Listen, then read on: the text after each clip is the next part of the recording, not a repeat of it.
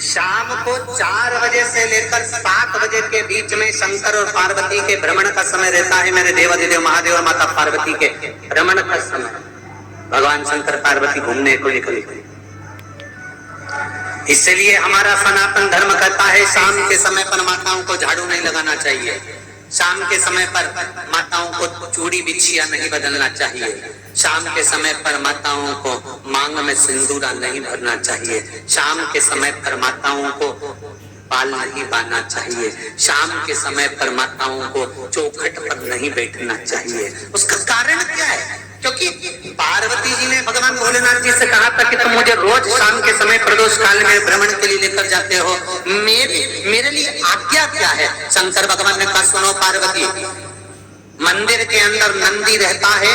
जाने वाला यात्री जब मंदिर में मेरा दर्शन करने आता है तो नंदी के कानों में कहकर जाता है कि शिव जी को मेरे यहाँ लेकर आना। मैं नंदी के अनुसार उनके घर जाता हूँ, मेरा काम है उनका कल्याण करना और तेरा काम है उनके घर की नारी को अखंड सौभाग्यवती का वर प्रदान करना, ये तेरा काम।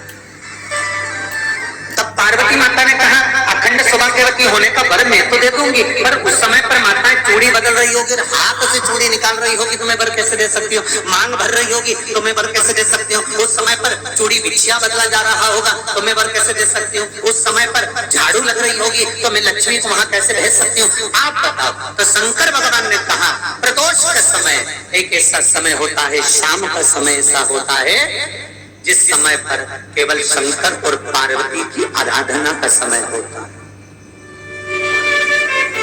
हम तो कई लोगों से कहते हैं अगर आपके यहाँ संपदा नहीं आ रही है, बहुत मेहनत कर रहे हो, फल नहीं मिल रहा, कहीं नौकरी, कहीं सर्विस या कहीं व्यापार या व्यवसाय में कहीं तकलीफ आ रही है, हम सबसे कहते हैं शाम का समय पकड़ लो, शंकर जी के मंदिर में दिया लगाना प्रारंभ कर दो। शिव मंदिर में अगर दिया नहीं लगा रहे हो तो बेलपत्री के पेड़ के नीचे दिया लगा, बेलपत्री और शंकर जी के मंदिर में दिया नहीं लगा रहा तो शंकर जी के मंदिर के बाहर चौखट पर दिया लगा। इतना भी नहीं कर सकते तो अपने घर के बाहर अपने द्वार पर दिया लगा दो और शंकर जी के नाम का श्री शिवाय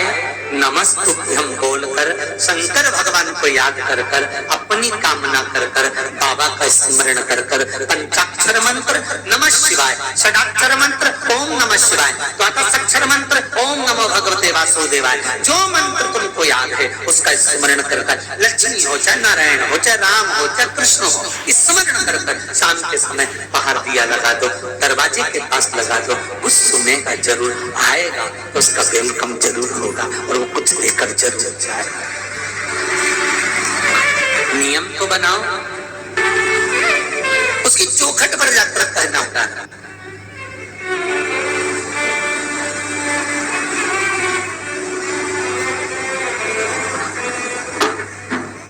बृहस्पति महाराज ने कहा कि शाम का समय जो प्रदोष का समय होता है उस समय पर इंद्रदेव तुम शंकर जी की आराधना करो। शिव आराधना से शंकर जी जो मार्ग प्रशस्त करेंगे,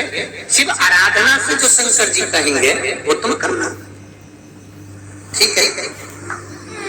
आराधना करी बाबा भोलेनाथ जी,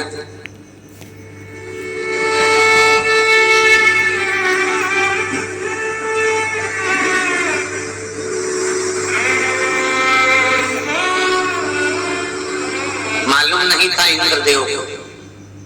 बृहस्पति महाराज ने प्रदोष की महत्वता समझाई तो प्रदोष का समय जानकर शंकर जी पर 7 बेलपत्र प्रदोष के दिन इंद्र ने समर्पित कर दी बिना सोचे। कितनी बेलपत्र? 7। प्रदोष का व्रत करो चाहे ना करो, मंदिर में चढ़ी हुई बेलपत्र को उठा लो,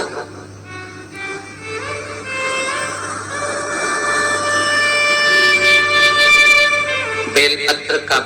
ब्रह्म कमल बना लो,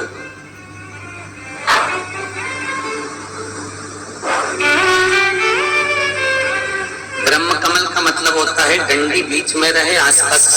पत्तियां रहे। 7 पत्ती का ब्रह्म कमल बनाकर, जैसे ये पत्तियां हैं एक जैसी रखी हुई हैं तो इसको फैला जाए 7 पत्ती को, उसमें फैलाकर ब्रह्म कमल बनाए। प्रदोष का व्रत करें ना करें, जरूरी नहीं है कि वृक्ष से ही पत्ती लेकर आओगे तो ही शंकर जी को चढ़ाओगे। शिव जी पे से चढ़ी हुई उठाकर धोकर ब्रह्म कमल बनाकर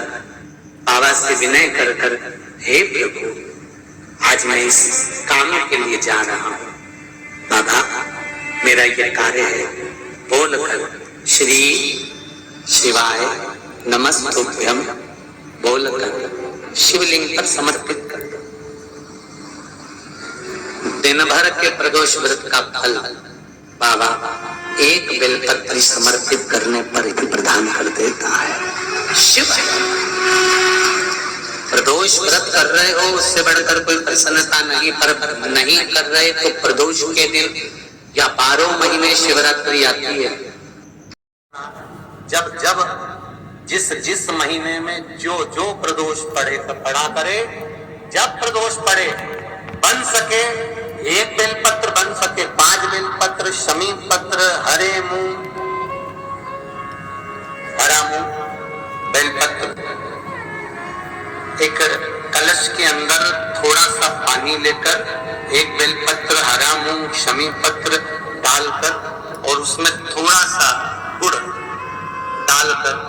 भगवान शिव का स्मरण कर कर प्रदोष काल में, मान लो कोई काम आपका बहुत जरूरी है, बहुत दिनों से अब थक गए हैं, नहीं हो रहा, कर्जा बढ़ रहा है, धन नहीं आ रहा, व्यापार नहीं चढ़ रहा, या कोई समस्या बहुत प्रबल है, कोई एग्जाम में बैठ रहे हो नहीं हो रहा, परीक्षा भी दे दी है, रिजल्ट आने ही वाला है, तो भी प्रदोष काल में, प्रदोष के समय वो जल, मूंग, शमी पत्र और बेलपत्र और गुड़ का शंकर के शिवलिंग को समर्पित करना प्रारंभ कर दो। 2 या 3 प्रदोष करोगे, बाबा आपकी मनोकामना शीघ्र पूर्ण कर देगा।